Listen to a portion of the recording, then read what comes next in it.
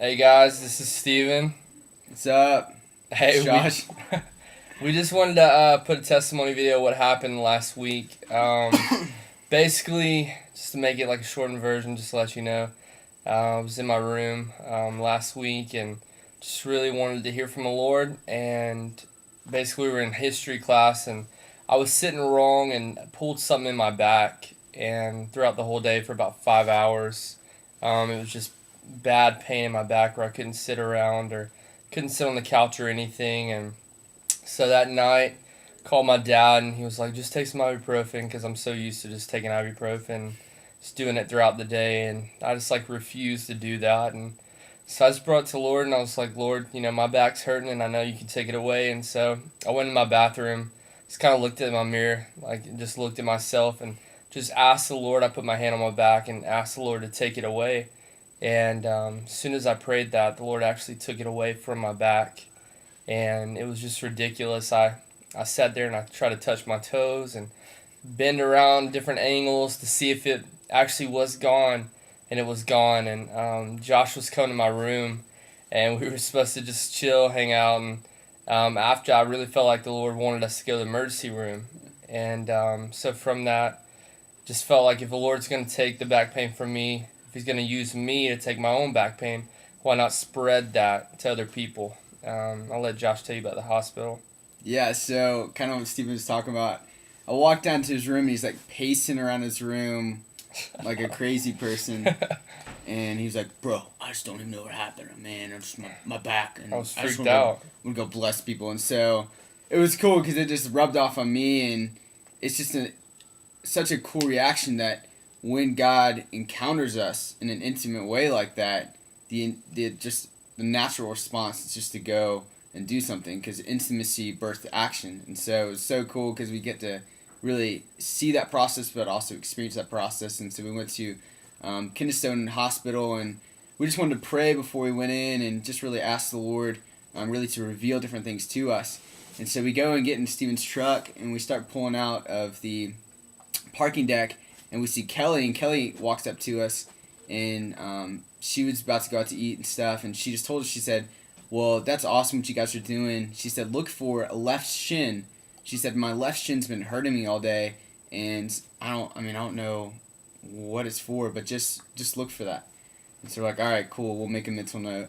And so we go to Kennestone Hospital and we're just praying in the car, and it's crazy because the Lord just really spoke to us a lot just about just laying different words of knowledge that He wanted us just to look for. And it's cool just how the Lord speaks to us in those different ways, whether through word pictures, whether through specifically names, or maybe just like experiences that we have with Him, and then those translate to what He wants us to look for. And so for me, personally, the Lord just gave me a lot of burdens on my heart. I felt a heaviness in my heart. And it was just crazy because I knew like I wasn't like necessarily going through anything. It wasn't like I was, struggling from the day or something, but it was just a burden that I knew the Lord had placed in my heart for these people that we were about to go talk to. And then all of a sudden the Lord just completely filled me with peace.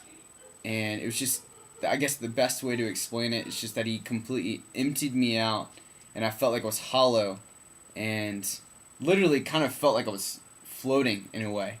And so it was really cool. And then Steven also got a few things too. Share him. Yeah, I guess share. From that moment, I was just like asking the Lord what He wanted us to go in there and do. And one thing I was telling Josh is like, if we go in there and people aren't healed, like the one thing I want to bring is just hope and joy to these people. Yeah. And we actually left with that hope and joy that people just were restored no matter what they were there for. As soon as we walked in, there was just this old lady. She's probably about 80. And her dog had just dragged her across the gravel.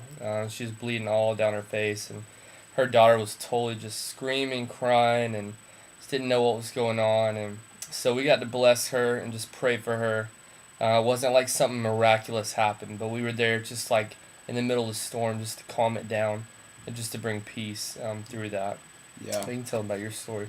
Yeah, it was awesome just because we got to really be Jesus' hands and feet and just display His love, and His love comes in many forms. And like Steven's experience, his back got completely released of just tension in his back. but his love it's a supernatural love, so it has many forms and it displays itself in many different ways. And one of the main ways that we saw it interact with these individuals that we got to pray with was just through peace and through joy. And it was so cool because I was able to talk to a couple who was suffering from a lot of anxiety problems. One of the guy in the relationship, he had he was on medication for anxiety, and then the woman was there, and she had just had like a panic attack. And so we get to pray for him, and Stevens walked through that as well. And so it was cool just to be able to talk with them and comfort them, and really just pray just peace upon them. And we had a lot of similar stories, just to be able to talk to people and really just display the love of Jesus and just say, hey, we want to bless you, and we just want to know that God, just proclaim that God is faithful, and that he's faithful no matter what your circumstances are. And so I remember sitting down, and Stephen and I were sitting down, and I felt something like shift in my heart. I felt the Lord, I just knew he was about to do something, and I said, Stephen, just start praying. I don't know what's about to happen, but just start praying. And all of a sudden, I turned and looked to my right, and there's this guy coming towards us who has a, like, humongous left shin. And it's like the size of a grapefruit. And I'm like, oh my gosh, Here we go. And so this guy, like, wheels right up next to us. Sat next to us. Yeah. And it was cool, and we just got to talk to him and just proclaim just love and peace over his life. And what had happened with his shin was he got shot like a year ago, and it just blew up, and he had to have surgery, and it was just going through a lot of pain and stuff. And so we just got to pray peace upon him and bless him. It was just such a cool interaction of how the Lord really spoke through Kelly to us about going and finding this guy, because this guy evidently needed prayer and needed just some encouragement. And so it's a really cool testimony. And then as we started to walk out, I really felt like I was led to talk to this other woman, and her name's Natasha. And so I started talking to her, and immediately she asked me what ministry we're part of, and we just said we're followers of Jesus, and we like to go out and just bless people and talk to them. And so I started talking and interacting with her, and she's a believer. She's a full-time student at Georgia State. She's a graduate student. She's going back for a nursing degree, and she does a lot of homeless ministry and outreach in Atlanta. With Must Ministries. And she also loves to she also works 7 days a week, but just has such a heart for people. And so the Lord just started speaking, and it was just an incredible opportunity to minister to her and really just pray for peace. And so I got to pray with her, and the Lord just started speaking through that interaction with her, and she just started opening up even further, and she just started crying and weeping and just saying a lot of the different things that I said, and which I don't remember what I said. The Lord just hit her in a ton of different aspects of her life. And so we just got to minister to her. Stephen actually came back over, and we got to talk to her. And one of the names that Stephen got in the car was Karen. Yeah. And so as we were talking, I talked to her for like 30 minutes. I said, do you happen to have a friend maybe named Karen or something? And she's like, she thought about it for a second. She said, yeah, I do. She said, my friend Karen, her son just got diagnosed with leukemia. And so we were able to pray for her with that. And it was crazy because all of this interaction and all this ministering to her, she was just getting really just dominated by the Lord, because she wasn't even supposed to be there. And her mom was there, and she wasn't going to come, but her mom was just suffering from just a bad flu, and so they brought her. And so we just got to pray for her family and bless her and just really just proclaim Jesus is Lord over her life, and she is faithful, and the Lord is still working no matter her circumstances. So anyway, we just wanted to share that and bless you guys. And let's tell them the last story. Oh, you tell them that.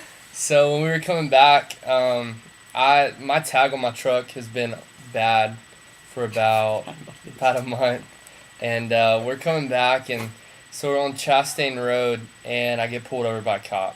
And the first thing I'm thinking is like why? We just did ministry for the Lord for 2 hours, and like the enemy's already trying to attack us. And so I pull over in the gas station on Chastain Road, and I'm not really mad. I knew it was gonna happen, but it was just like being stupid and riding on that old tag. I knew it was like my fault, and I couldn't really do anything about it. So I pull over, and I just talked to my dad that day about getting the new tag, and So he comes up, he's acting all sketch, like I had a gun or something. He's like peeking in the side window, and he comes up and asks me for my license and my insurance, and he takes it back. And about 10 minutes, we're just sitting there and just talking about life. And Josh looks at me, he's like, dude, don't worry about it. Like, the Lord has favor on us right now.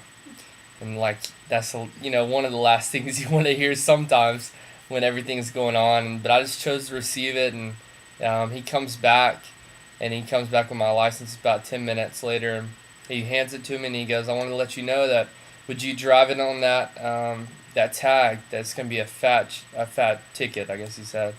And I was like, oh my goodness, like, I can't afford that. My family can't afford that right now. And so the next thing he says, he goes, but I want to tell you today's your lucky day.